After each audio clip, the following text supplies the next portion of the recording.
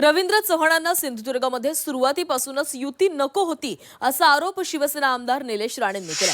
To the point मुलाखतीमध्ये निलेश राणेंनी रवींद्र चव्हाणांवर आरोप केलेले आहेत। निवडणूक जाहीर होण्याआधी रवींद्र चव्हाणांना दिवाळीमध्ये फोन केला होता, पण त्यांनी त्या फोनला अजूनही उत्तर दिले नसल्याचं निलेश राणेंनी सांगितलं।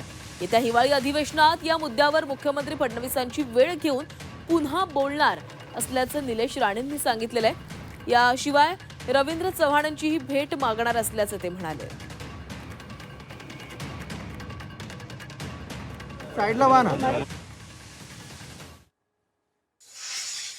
कोणाला भेटायला पाठवलं असतं, बोलायला पाठवलं असतं तर मग हे सगळं झालंच नसतं का? अहो एकदा फोन उचलून सांगायला पाहिजे होता, निलेश डोंबिवलीला ये. बरं, गेलो असतो. फोनवर पण बोलणं नाही झालं? अजिबात नाही. मी केला होता फोन त्यांच्या पीएला. लक्ष्मीपूजन मला आठवतो, दिवाळीच्या दिवशी लक्ष्मीपूजनचा दिवस होता. मी फोन केला त्यांच्या पीएला. मी म्हणलं साहेबांना भेटायचं, फक्त सदिच्छा भेट. तेव्हा काय अशी काय चर्चा वगैरे नाही. हो मी करतो साहेब, जरा बिझी आहेत, मी तुम्हाला करतो. आजपर्यंत फोन नाही. अच्छा, मी साहेब सगळे प्रयत्न केले, अजूनही प्रयत्न करणार. आता नागपूर सेशन आहे, मी सन्माननीय फडणवीस साहेबांना भेटणार, वेळ दिला तर. चव्हाण साहेबांना भेटणार, वेळ दिला तर. हे मी सांगतोच आहे ना साहेब, मी कशाला त्यांच्यापेक्षा मी फारकत घेऊ शकत नाही त्यांच्याकडून.